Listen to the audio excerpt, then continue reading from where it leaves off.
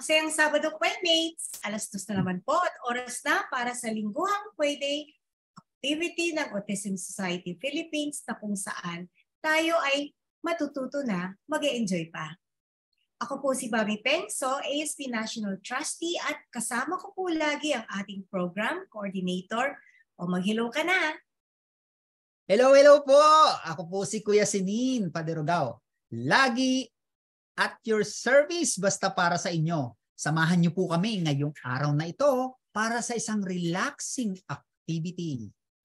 Today, we will be doing straw painting. Really relaxing activity, promise. This is not the one where we will blow through the straw.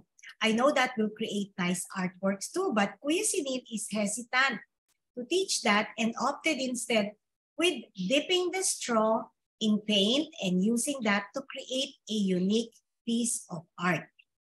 Ayoko kasi noon, Ma'am Peng, nung may blowing pa. Baka kasi magkamali ang mga playmates natin magkakala tayo anyway.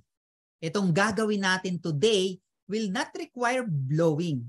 Okay, I will show you later. Straw painting is a great activity because it's repetitive, paulit-ulit po, and calming, nakaka-relax. It is also a good way to express your creativity. After you finish your painting, pwede nyo itong i-frame, hang it in your bedroom or hallway. No matter where you choose to place your painting, it will surely brighten and give your room a personality. Talking about brightening, have you observed the weather? Oh, dito sa amin mainit na. The sun is shining na kaya bright na sa labas. Ang saya talaga, no? Wala na ang bagyo and finally nakita ko na ulit ang araw. Sana po ay walang pinsalang ginawa ang bagyo sa lugar ninyo. At naalala ko nung unang inilabas ng National Disaster Risk Reduction and Management Council o ng NDRRMC yung information campaign a few years ago, encouraging people to keep a go bag in their homes. Every time a major disaster like a strong typhoon or an earthquake occurs, this campaign is repeated. Nakikita nyo ito sa TV, di ba? Ay, oo, madalas ko yan makita sa TV. Nai-intriga din nga ako noon kung anong laman ng go bag at kung para saan ba ito. The go bag is a survival kit which should contain basic medical and food items that can sustain a person or a family after a major disaster until a rescue team comes or basic services are restored. Yung mga sitwasyon po na kung saan tayo binaha, nawala ng kuryente or nagkalindol tapos hindi tayo makalabas ng bahay. Ang purpose ng go bag ay para makasurvive tayo hanggang dumating ang tulong. Naalala ko pa na pag-usapan natin ng tungkol sa go bag at kung ano-ano ang laman nito. Pero uulitin natin ngayon kasi very timely dahil sa mga nakalipas na bagyo. Kung may 5 items kayong pwedeng ilagay sa personal go bags ninyo, ano-ano ang mga ito? Mami Peng, start mo na. Thank you, Kuya Sinin. Hello, I am Mami Peng. In case of an emergency, the 5 things I will put in my go bag are a jacket, a bag of nuts, grocery, my cell phone, and a power bank. What about you, Kuya Sinin? Thank you, Mami Peng. In case of an emergency, the 5 things I will put in my go bag are radio, flashlight, power bank, Bible, and cell phone. What about you, Kuya Gio?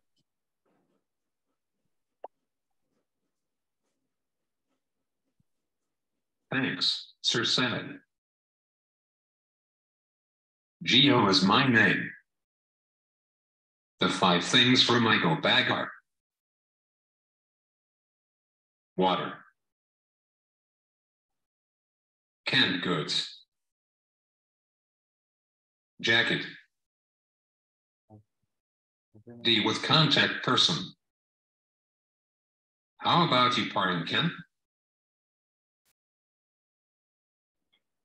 Thanks, Paring Gio. My name is Kendrick. In case of emergency, the 5 things that I want to put in my go bag are 1. Cell phone.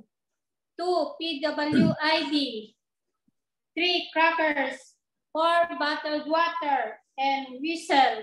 What about you, Victor? Thanks, Ken Rick. Thanks, Ken Rick. My name is Victor.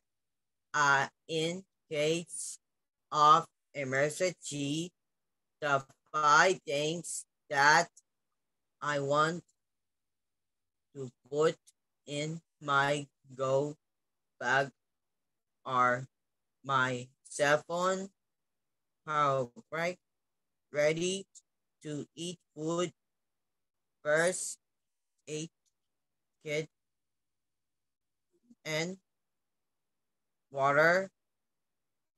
What about you, Sigrid? Thank you, Victor. My name is Angie Sigrid. In case of emergency, 5 things that I want to put in my go bag are 1 cell phone, 2 flashlights, 3 food, 4 medicine, and 5 whistle. How about you, Hendrik? Thank you, Sigrid. My name is Hendrik. In case of emergency, I think things that I want to put in my go bag are ID, money, bottle of water, and snacks. What about you, President Joseph?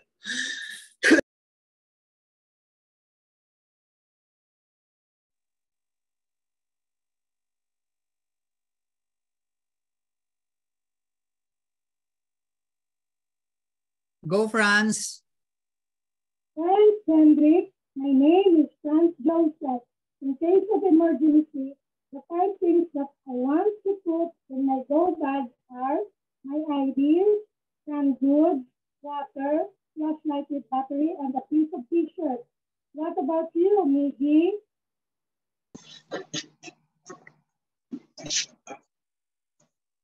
It's me. Can I go to the CR?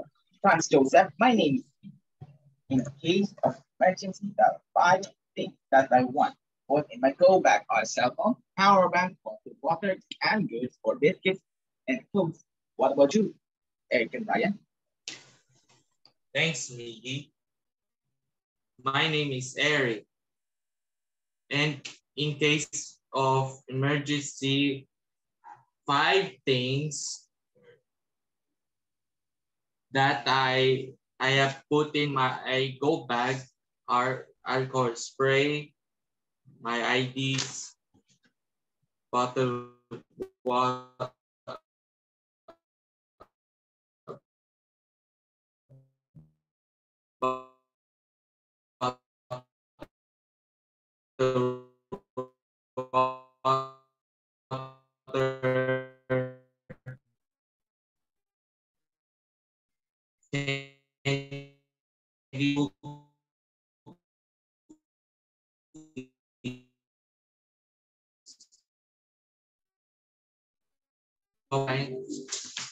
Ryan, and in case go bag. So, 5 things that I for emergency are, of course, you need a cell phone, you need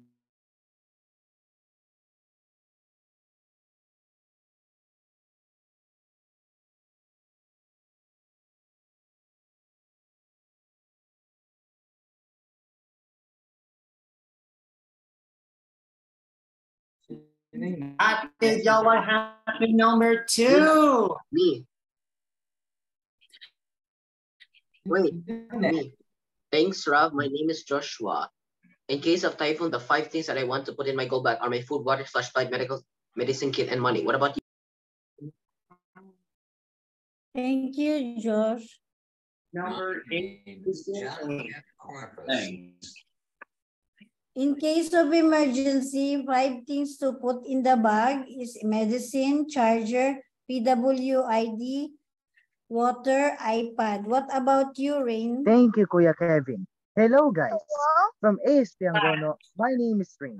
In case of emergency, the 5 things I want to put in my go bag are money, phone and chargers, first aid kit, food, and water. What about you, Kuya Patrick and Kuya Angie? Name is Patrick.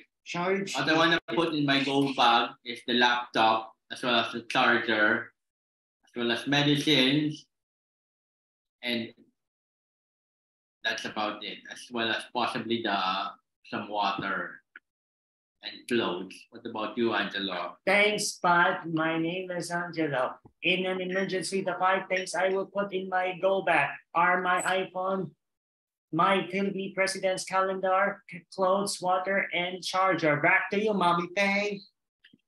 Thank you, Angelo.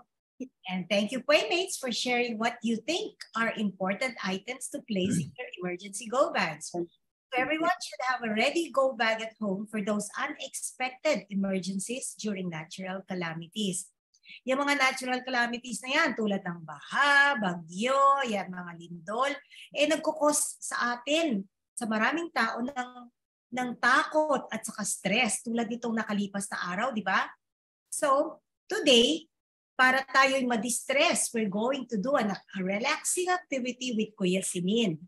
Okay, so I'm now giving the floor to our ASP Program Coordinator, Kuya Sinin. Let's give Kuya Sinin a warm play applause. Oh. Hello, guys. Hello. Good afternoon. And today's session, no? Very interesting ang ating session ngayon kasi kung nakikita nyo sa likod, this is the finished product of our art session for today. So, I choose this flower kasi it's easy. Tapos yung mga, it will need only a simple materials. So yung mga binanggit ko kanina habang di pa nagsisimula yung ating session, no? Yun yung mga dapat meron kayo. So, by the way, na-relax ako dito sa kasi ayun hindi lang nakontento. So you can use your the side of your illustration board kung ano yung nyo, preferred nyo, kung black side ba or white side. So ginawa ko na rin yung dalawa. So mayroong black side diyan tapos yung white side. So before anything else, meron pa ba kayong may question pa ba? Siguro mamaya na kayo mag-question. So mag-share po ako ng video. Magsisimula na tayo. Okay? Eto na. Saan na ba ang aking mga video? Okay. So this is the first video. Ayan.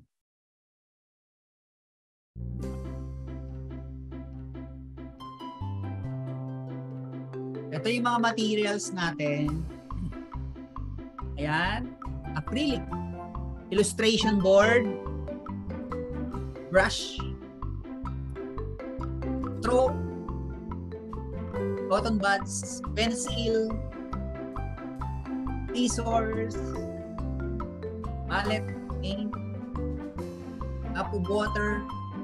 At saka yung basahan natin. Yun lang. Okay, this is the second video. Ito na yung second video. First, ikakat muna natin yung straw. Ayan. Ayan, depende sa nyo ha. Depende dun sa haba ng gagamitin nyo.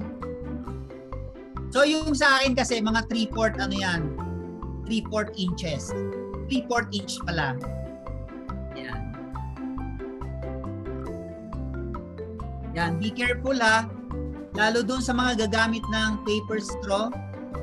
Kasi madali maputol yung paper straw. Ayan. So, bali yung ginawa ko, bali 5 siya. 5 anong tawag pa dito? Ayan, 5. 5 parts. Sinati ko siya sa 5. So, bali 5 siya. Ayan. So, ayan. 3/4 inch yan. 3/4 inch to 1 inch. Pwede rin yung 1 inch. Ayan siya.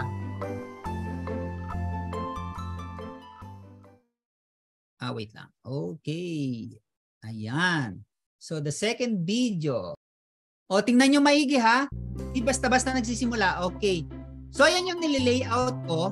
Yan yung parang soil niya. Ayan. So, i-layout nyo yan. Tatlo. So, you have to divide. I-divide nyo. So, tingnan nyo ha. Ayan. Nakikita nyo, ipopost ko. So yung nasa baba, yun yung parang soil. So i-divide natin siya sa tatlo. Bakit ko di-divide sa tatlo? Kasi lalagyan nyo ng mga kulay yan. So magkakaroon kayo ng mix ng colors. Then, yung hindi nyo kasi makita kasi black eh. Yung sa taas, kung nakikita nyo nagpe-pencil ako, ima-marking nyo ngayon ng cross kung saan nyo ilalagay yung bulaklak mamaya. Yan. So you have to plan kung saan nyo ilalagay. Yan, layout nyo muna yung ima-mark nyo para mas maganda yung lagay nyo yung bulaklak.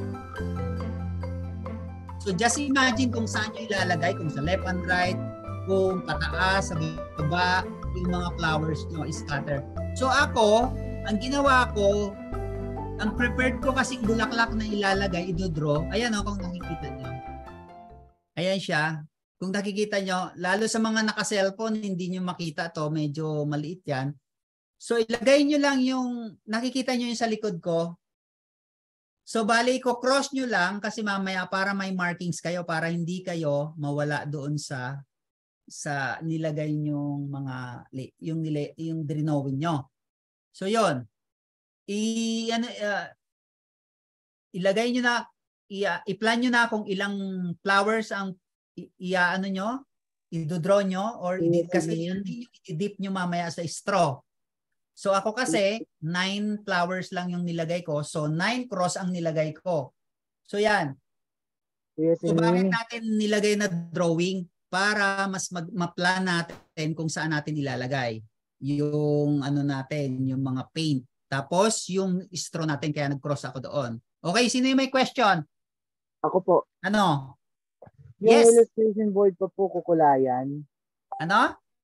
Yung illustration board pa po yung likod, kukulayan ba po? Ano ba ang gagamitin mo? Black o white? Ito po. Yung black. Black?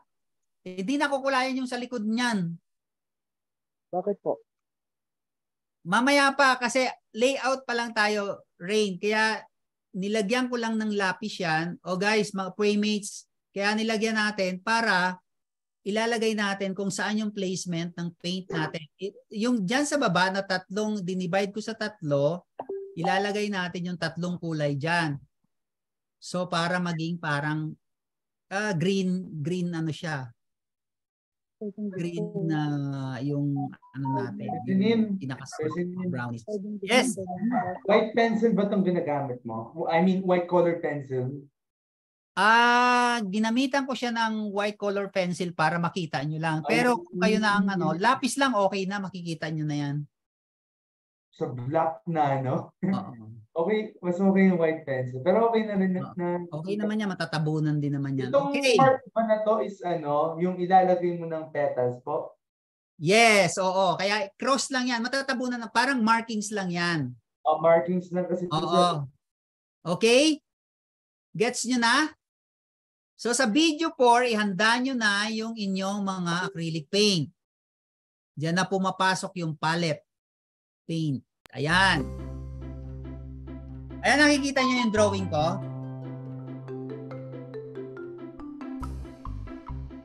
Ayan. Wait lang ha, wait lang. Hindi ko kasi pinakita sa video kung paano ilagay.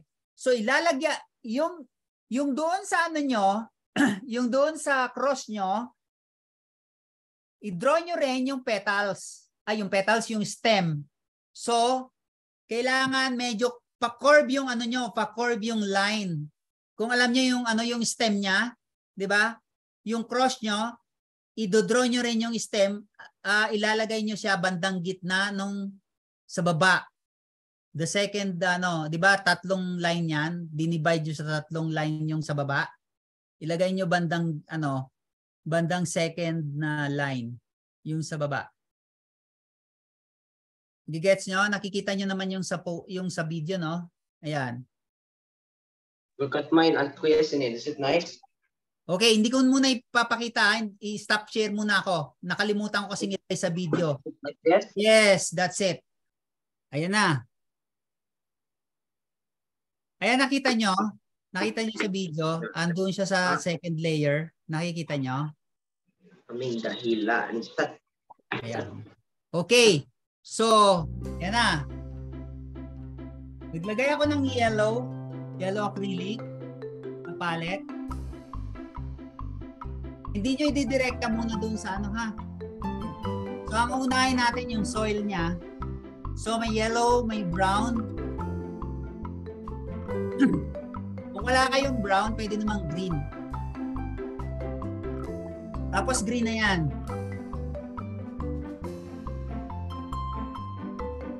Ay, black pala. Black yung isa. Kasi para medyo ma-dark lang. Medyo light kasi yung ano yun.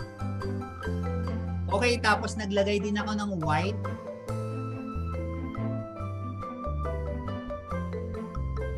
Ayan, nakikita nyo yung ano ko? Tingnan nyo yung ano ko. Pinost ko muna ha. Tingnan nyo yan yung sinasabi ko, Joshua, oh. Ilalagay nyo dapat yan sa second line dun sa baba. Ayan, di ba? Kasi yung nasa first line lang eh. Nag-meet yung stem. Should I color it there? Yes. Should I use the brush to color it? No, later. Okay, watch first the video. Ayan, lalagay mo yung yellow sa baba. Then you scoop green. Ayan. Then ayun yung brown.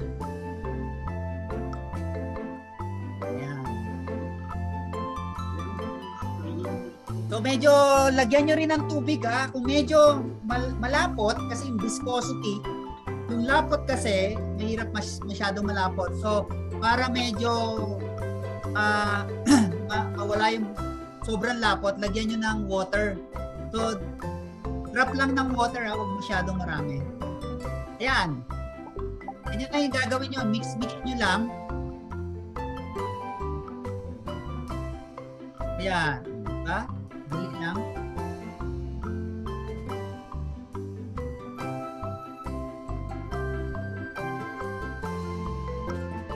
So use your imagination. Pwede nyo magpagpalit-palit.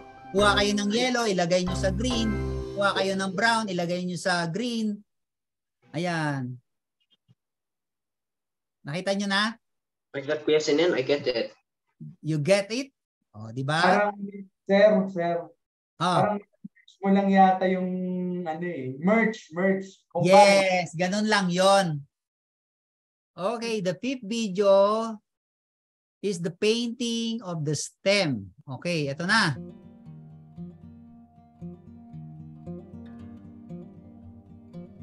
Ayan, green ang gagamitin nyo dyan. Kaya lang nag-mix ako kasi medyo nilighten ko yung to lighten the green, dark kasi yung green ko, ilagyan ko siya ng white. Para mag-lighten yung ko. Gusto ko sinilight kasi black kasi yung background ko eh. O take note Joshua ha. Naghalo din ako ng yellow doon sa sa green. Tapos nilagyan ko siya ng white. Yan. Ayan na yung stem tingnan nyo. Yung mga gumamit ng black side ng illustration board. Ayan. Ayan. Yes, papunta yan dun sa cross.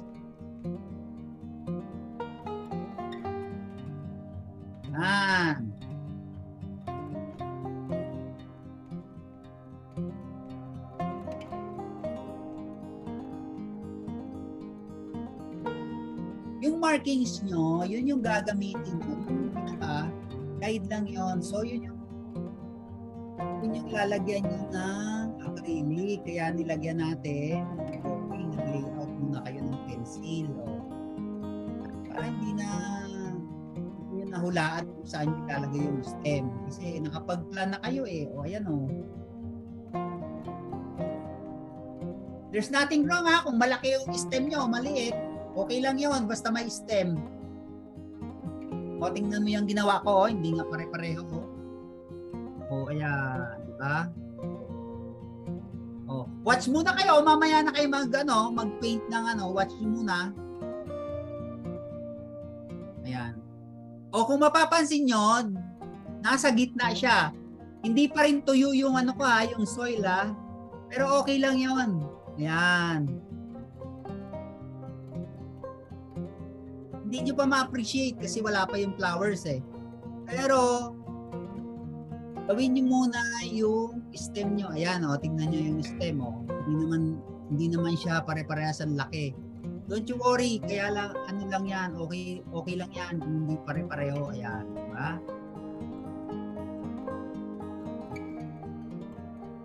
Ayan, oh, diba?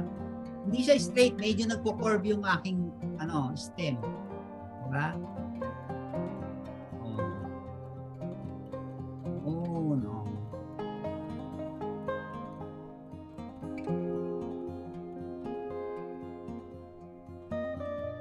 Nagets nyo na. O, diba? Mas mapapadali yung buhay natin pag meron tayong guide o yung naka-draw na siya. Okay? Okay. Begin. Susundan nyo lang yung mga naka-ano nyo ha, yung naka-pencil nyo na stem ha. Doon susundan ng ano.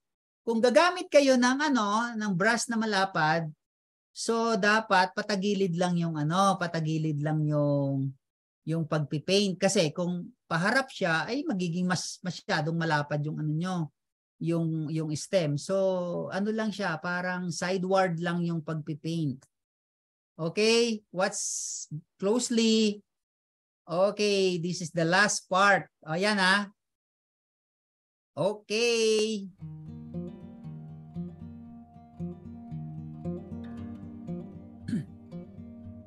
Ayan, white ang ginamit ko ngayon. Yung mga magba-black, white ang ginamit ko ha. So, kaya ako hinahalo-halo yan. Nilagyan ko ng water kasi sobrang lapot kasi nung ng white. Okay, ayan o. Ididip nyo yung ayan, ididip nyo. Okay. Watch closely. Okay.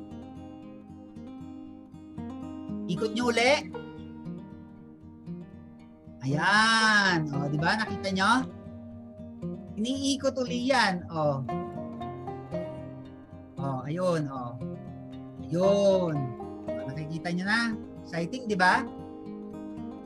O, yung dulo ng stem nyo, yun yung ilalagay kasi yun, andun yung cross. Yun yung markings nyo. Ayan. So, bali magiging 10 petals yan kasi nyo, iikot nyo pa eh. Doon sa mga blank niya. Yung mga merong space, ayan o, iikot.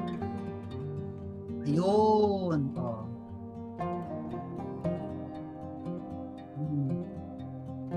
Madali lang matapos yung sa akin kasi 9 flowers lang siya.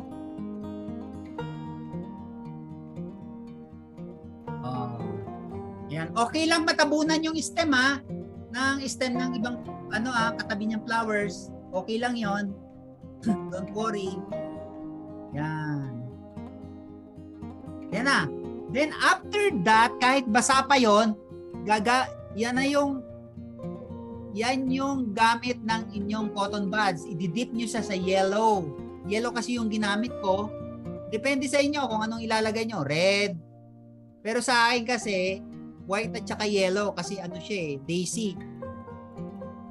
Ayan. Okay, i-dip nyo lang. Medyo kinapalang ko para maganda. O, diba? Ayan. O, diba? Madali lang. O yung kaninang sinasabi, yung parang hindi kayo nagaganda. Pag nalagyan nyo na ng flowers yan, maganda na siya. Tingnan mo yung sa akin, ang pangit nga nung hindi nga maganda yung stem ko. Hindi pare-pareho. O pero nung nalagyan ng bulaklak, ayan na yung art. Diba? O yan na.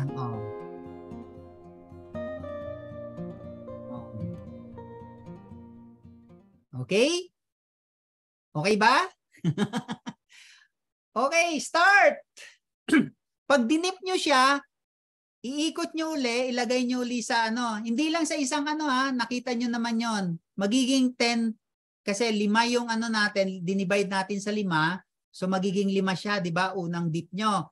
Doon sa doon sa sa illustration board. Ikutin nyo uli siya para maging 10 petals siya. Yes. Na maglalagay sa gilid. Oh. Wow, okay.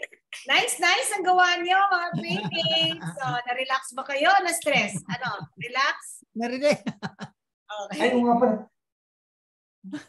Actually, ang art should always be a calming and creative activity. Yes. So, kung tapos na kayo, pack away your stuff now at time for our announcements. Okay, our next week's activity will be food preparation. Okay, matapos nating mag-distress, ay food preparation tayo with Mommy SP. We will prepare healthy atsara using a vegetable not many people like to eat. Ano kaya yon? Teneneng, ampalaya. We will be using simple ingredients which we can easily buy from the market. Ipapadala lang po namin yung listahan sa ating group chat. Yes, okay. So, food prep tayo next week. Tapos yung gawa nyo, isabit nyo sa bahay nyo yung artwork, ha? Alam nyo, meron akong area sa bahay namin kung saan ko nilalagay lahat ng mga artworks nila. Angelo, yung mga arts and crafts natin sa pwede. At punong-puno na to kasi sobrang dami na nating nagawa, di ba? Ilang taon na rin tayo. So anyway, take a photo, isabit niyo yung artwork niyo today, take a photo next to your artwork and send it to us as usual by Tuesday, 12 noon. Okay. Oh, at least magkakaroon na. Siguro pwede nang magkaroon ng gallery yung mga playmates natin. Okay, and more announcement po. We sent all of our active members an email request to answer a needs analysis survey. I hope you can make time to check your email po and answer our survey. We will have our chapter orientation on August 9 at 7 p.m. Our family support group on August 12 at 10 a.m. FSG or the family support group training on August 19, and of course, our monthly AOK Pilipinas talk show. Andyan po lahat yan. Matatagpuan po natin yung mga events sa ating FB page. Thank you, Kuya Sinin, for the announcements. Dami nating ganap sa month of August. Okay, group photo na tayo, Kuya Sinin. Yes. Okay. Teka, kung medyo basa pa po yung work ninyo, medyo dahan-dahan lang ang pag-angat, ano? Pero move it close to your face. Don't cover your face. Move closer to the camera and let's see. I will check on our playmates muna habang inaayos ni Kuya Sinin ang ating camera. Yes. All right. Okay. Nice, Gio. Okay, good, Sigrid. Naayos pa ni Ate Agus. Ilapit ng konti si Kendrick. Good, Franz Joseph. Huwag mo tatakpan yung mukha mo. Okay. Very good, Victor. O, hold that pose, ano? Si Rain, kung ano yung natapos mo, let's show it. Patrick and Angelo, don't cover your face. Move a little bit more closer to the camera, the two of you. Because there's two of you, maliit masyado yung face niyo. Move closer pa. Eric and Ryan as well. Okay? Then, so Rav, is that going to be... Galing. Ayun kay Joshua, akala mo yung kay Joshua, maganda pala. Alright, so, tingnan natin si Rain. Okay na tayo, Kuya Sinin. Okay, Wait. 3, 2, 1. Teka, inaayos pa si Kendrick. Naayos pa ni Kendrick. Alright, okay. Use your best comment. Wait lang. O, si Rap, kulang pa. Teka, ano nangyari kay Rap? Medyo... Papalit yan ng, Magpapalit ng camera, magpalit ka ng camera, Rab. Rap, nangangalay na sila, Rap. Mickey, show your painting, Mickey. Okay? Don't cover your face. Mickey. Okay, in 3. Mickey, on the side. Put it on the side. Don't cover your face, ah. Yan. Okay. Go. In 3, 2, 1, smile. Another one, the last one. In 3, 2, 1, smile. Okay, thank you. Doing art can help you be more present, and it's activate a variety of networks, including relaxed reflective state, focus attention, and pleasure. I would like to thank ASP for giving me the chance to teach and be of service to our playmates. And thank you, Mami Peng, for believing in me. And thank you, Ate Abby, for the tech support to make our Zoom activity in Zinc. And thank you to each and every one of our playmates and your loving families for always supporting Playday and other ASP programs. This is Mami Teng. At ako naman po si Kuya Senin na nagsasabing bye for now and thank you for helping build an okay. Bye.